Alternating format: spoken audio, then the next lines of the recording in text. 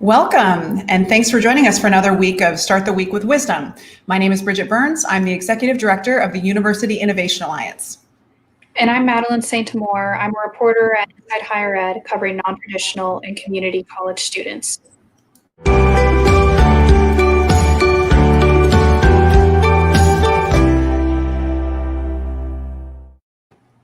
And each week, I partner with a journalist to bring you an uplifting interview with a current college president or chancellor to talk about what it's like to actually lead in this moment. There's a lot of stuff out there that's about the institution, that's about a particular topic, and this is actually just about leadership, because each of us at home, whether it's a small team or even in our families or your classroom, we're all leading in different ways, and it's really helpful for us to see how are folks getting through this moment and what is there for us to be hopeful about.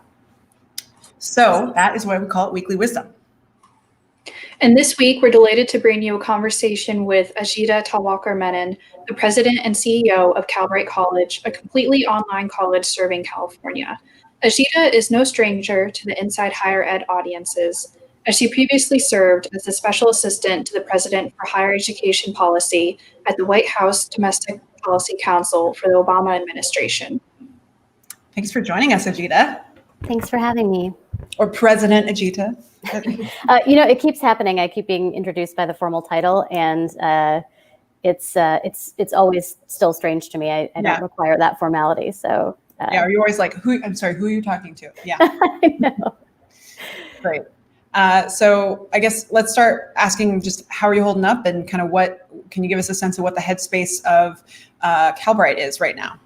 Yeah, I think all things considered, I'm navigating 2020 like everyone else. It has been an extraordinary, challenging time, obviously, for the world, whether it's the pandemic conditions or just some of the weight of issues that are brimming at the surface across the country, and whether they be economic inequity issues or racial justice issues. And I think much like what the folks on our virtual campus are navigating, the staff and the students, it's a very weighty time. And so, this week I'm very upbeat and optimistic, and I think we're excited to continue the work of the college's stage of development that we're in. We're in a very early rebuild stage of our work. And a lot of what we've done, even in the first month since opening last October, has had to pivot and change. And so we're kind of amidst that pivot. So your prior work wasn't focused on online education. We're wondering, what are some of the misconceptions that you wrestled with when you took this position? I actually was a little bit of a tech skeptic, which may surprise you. It won't surprise anybody who knows me, because many of folks who I talked to, who I told I was taking this job, were surprised. So I think one of the main things is I've never seen technology as a panacea. I have obviously come from looking at many of the challenges that have confronted online education, including a lot of regulatory work around educational quality and really understanding the conditions under which we were seeing such a rapid rise in online education, largely motivated by the for-profit college sector, without understanding enough of the way that technology can be used to enhance the student experience.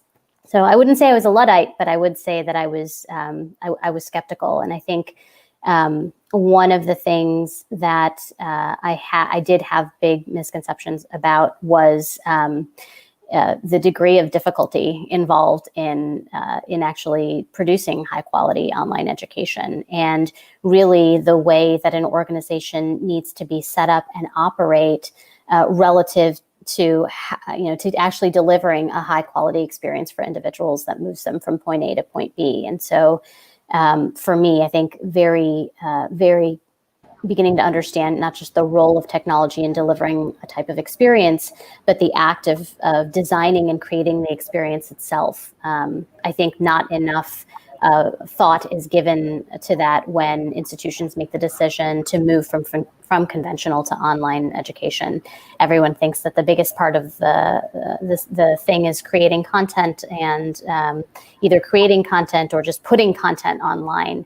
And the reality of it is you have to actually completely transform the environment that somebody engages with technology in order to have the kind of teaching and learning setup that actually advances people's knowledge and skills. And that is not a single shot activity. That is not, I design a course in a matter of several weeks over the summer and it's ready. It's very much an iterative process. It's very much a process of thinking about how what we're doing is actually being implemented, and then beyond the implementation, instrumenting that with measurement and really understanding where students are facing challenges and being able to pivot beyond those challenges. And so, everyone always thinks about it as I create this thing and then I scale it. And we should be,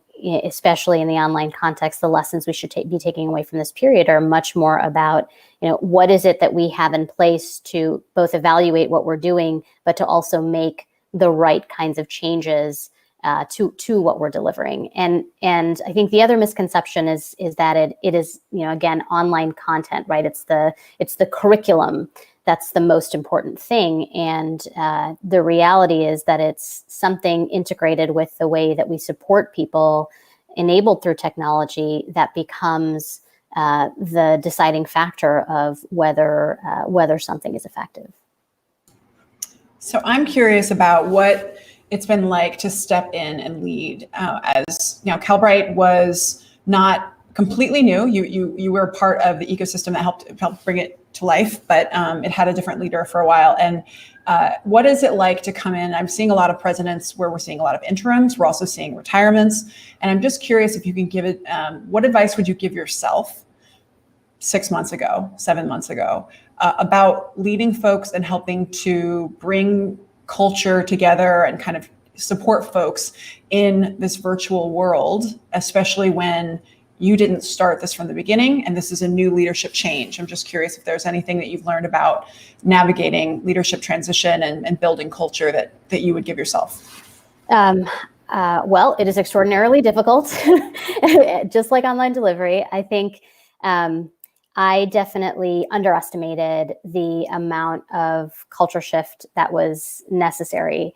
And I came into an organization where people were committed to the mission. There was not a question of whether we needed to be addressing equity or who, the many different multiple missions that we might have. We had a singular mission. It was focused on working adults. Everybody was there because they believed in a level of the opportunity that Calbright could provide in leveling a lot of the racial injustice that we were seeing, a lot of the economic inequities that we were seeing. And so what became clear was there's something about mission alignment that's necessary but insufficient. And part of really walking into a culture that had been much more siloed than and it's a problem I think that other institutions face as well. Really being able to unpack that quicker and earlier in order to get to the kinds of things that would help improve culture would be a retrospective lesson that I would give myself. I think when you come in as a new leader, you want to see how everything is working, and you want to move, at least if you're somebody who's action oriented, into improving the content or the activity that people are doing, the services that we're offering students, the learning experience that we're offering students. But you can't really get to that in a way that is lasting and sustainable unless you are paying equal attention to the way in which people are working, the structure of the organization and how it's set up, how people are incentivized or disincentivized in the organization from contributing and working in a much more collaborative way. So these are all things that we had to build trust around. These are all things that we had to learn how to do. And it has taken some time Probably not in the grand scheme of things. I think we are moving more swiftly than many other institutions have the capability for. And that's one of the privileges of being a younger organization that, is still developing its culture and identity. So in some ways, I think, retrospectively, it was challenging to realize that was just maybe one of the most important things to help rebuild in the organization, but also that when you come out the other side of that, and when you are, you sort of see the impact of those changes, you can see then quickly people working differently, and you can see how it changes really the bar on the quality of what you're doing, and that's some of which I'm really excited about and experiencing now, and love the team that we have. We're in a stage where we're hiring and adding to the team. And so who we're looking for to join the team is are folks who, roll their hands up and dig in, and humble, no ego, and are about working in that open, transparent, collaborative way to get things done.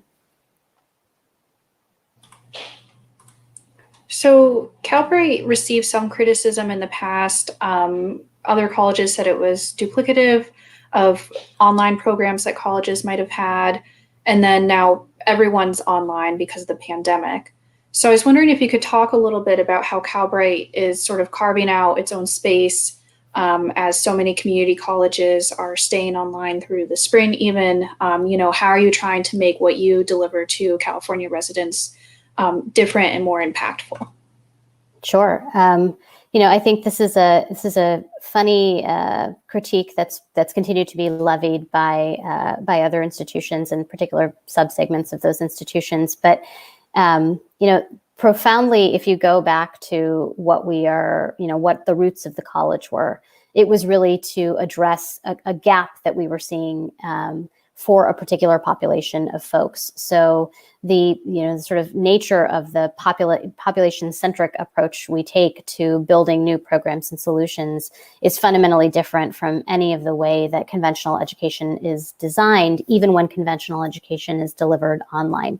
So there's competency-based education, which is part of that differentiation, but I think we want most of the system to begin to move in the direction of having more competency-based offerings, because we firmly believe that as a system will be stronger for the ability of colleges to deliver programs that actually acknowledge the knowledge and skills that folks come into higher ed with, especially when they've been acquiring those in the workforce for some time prior to coming to post-secondary ed or coming back to post-secondary ed. And the other aspect of that I think is unique is the position of the college relative to the system. So we have an express set of statutory requirements and mandates that are all about adding value to the system, and the way in which we add value is through really being out there and able to serve a research and development function around new solutions, whether it's the way that programs are designed, the relationship with employers, the actual student support experience that we have for a focused population for whom the conventional educational model, the academic calendar, all of those pieces have not worked and have not worked well enough. So it's very much about the way that we design programs, in addition to what the substance is of programs that are offered. Training somebody to do medical coding is quite differentiated if the thing that you're helping them get through is a longer trajectory, a longer career trajectory for them. It's fundamentally different when the way that you deliver it is in a format that is, about skills mastery as opposed to, time-based course content. And the delivery is different when it's not just online, but it has an integrated set of supports, whether it's traditional advising support or coaching support, or a different way for instructors to interact with students. And those are all important points of differentiation. But I think, the hope is that we don't want them to be points of differentiation for too long. The benefit to the system is also that when we, test and we instrument and we learn, that those are practices that can be shared for widespread adoption for other campuses that are interested in finding new ways to support them together. And the last thing I'll say about that is, I think the important thing is also not to get overly caught up in the differentiation, because part of this is about collaborative design with other system institutions. And so we've been thinking a lot and taking actions to really partner with sister colleges in the system around some of the shared problems and challenges that all of our institutions are facing in serving the populations that we're focused on at the college, so the working learner, the economically dislocated individuals in California. So I from what I recall, you were involved in policy advocacy as a student leader, and then later you were on the receiving end of a lot of policy advocacy in the White House. I am wondering, so I think that federal policy in particular is kind of your jam, and it's a language that you speak fluently. I'm wondering if there are any federal or state policy changes that you are now keenly aware of needing to where are there federal and state changes based on the vantage point you sit in now that you weren't aware of before? I would say, we did a lot in the Obama administration around transparency, around college cost and college value. I think the next frontier of this work is going to be and should be a bit more intrusive. Beyond transparency, we really have to be looking at the nature of the investments we're making, not just from an outcomes perspective, but from the perspective of how we better structure the kinds of changes that support institutions who are serving populations who have been traditionally shut out of higher education well. And I think the challenge and the tension is that I don't know that there's a sufficiency in the ways that conventional education is typically delivered that will get us there. And so I think there's an important space for responsible innovation that we have not found a way to codify in any of our regulations or laws. We've either sort of had a wild west of things where there's been a completely deregulated environment, or we've had a hyper-regulated environment where it's very difficult for kind of new entrants or new models to emerge in a way that can be scaled. And I think we went at it over the past several years in the last administration a variety of different ways through sponsored innovation programs like First in the World Innovation Fund and kind of certain experimental sites and other ways of testing out financing models that would work for early stage models that had a strong theory, that were monitoring their results, that had accountability built into it. But we need to be doing much, much more than that. And I think that's always an interesting thing on the advocacy front too, because when I used to do the advocacy work, it was very focused on accountability. It was very focused on creating sort of the conditions for strong consumer protection, and I think that needs to be there, but it's going to be insufficient for creating new solutions that are actually needed.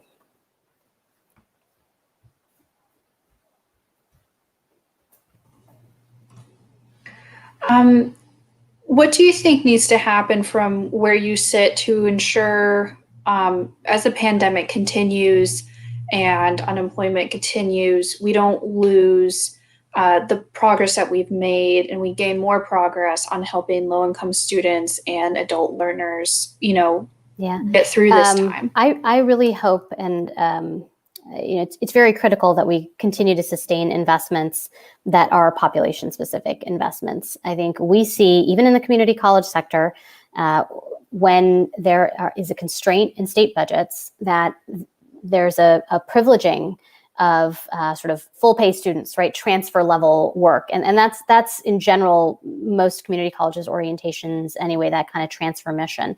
And I find it very concerning because these are exactly the times when we need to be doubling down our investments in those kinds of transitional education and training programs that support individuals' reentry into the workforce, or that just stabilize them economically. And I'm a little bit of two minds on this because on the one hand, there is, I am not about the non sequitur short-term training program, which is what people naturally migrate to. And I appreciate the micro-credentialing space, the badging space, all the shorter-term ways in which we've put a wrapper on knowledge and learnings in hopes that that is valued in the marketplace. And despite having received a lot of signals at different points in time that it's not sufficient, that the degree is still supreme. And so I really look at the actions that we take now in the workforce space have to be coherent into the larger realities of how market signals on the demand side are changing, right? With the need for the degree, or the preference for the degree rather, even as we're working to fix those things. I don't think that the degree should reign supreme necessarily. At the same time, I don't think we're in a post-credential world that allows the proliferation of short-term programs to be coherent for anybody trying to access long-term economic stability. And so that concept of lifelong learning is very much to me about rethinking how we talk about stacked and scaffolded knowledge and skills over time in ways that have a constant labor market transition, but that the sort of weight of higher education can also organize itself around. Because I don't think for the 4-year degree program that takes 6 years to complete is necessarily in the way that it's currently delivered feasible for everybody. However, that level of learning, the value of that education, we have to find new ways of translating that and providing those pathways for people. So everyone's working remote, and that's medium on a good day. I'm wondering what you have learned in this moment about communicating in a crisis. So as you had to step into this role, it was, you had to shift the culture, get everyone on the same page, bring them together, new boss. You got policy challenges, as any new effort where I'm sure legislators are trying to judge it way too early and in the midst of a pandemic.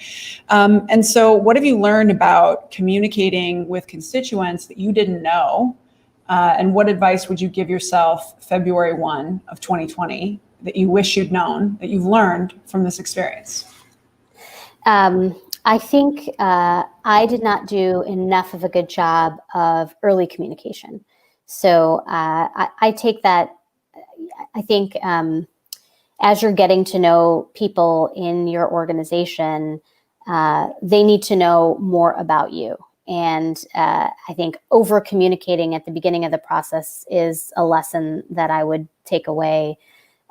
Because even though as a leader, you don't always have that direct contact with folks across the organization, the way in which you communicate, your intention, the way that the work, you want the work, your aspirations for the work and for the organization, I think those have to be more clearly communicated and regularly communicated and then reinforced and communicated when you're starting out. And I think I did it a little bit more in reverse, where I took an assessment of the culture and of what was happening in the organization before I moved to more cohesively articulate that internally. And that's just an important lesson. I think the other thing about the crisis communication that's important is it has to come from a place of deep empathy, but it can't be overly emotional.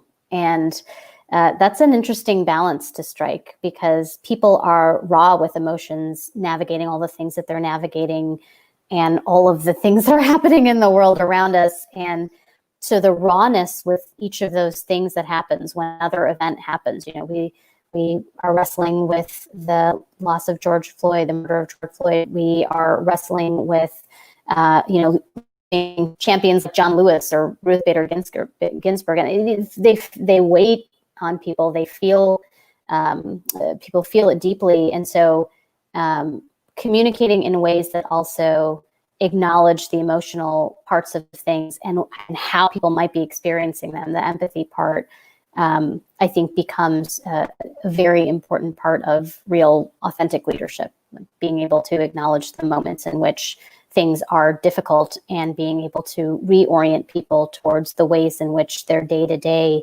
can both feel that, but also turn that into action, turn that into something positive.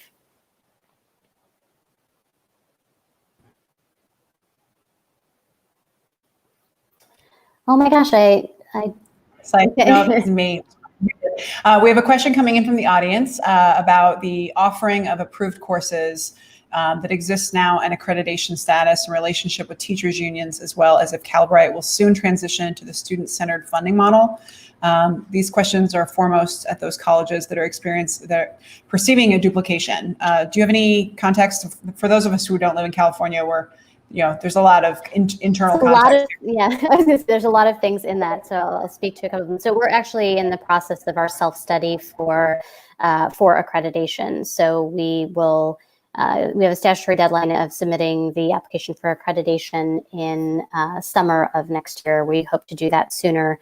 Accreditation is one of the first lines of important consumer protections that I think are critically necessary for individuals to make sure that there's continuity in their learning and that learning can translate into other institutions.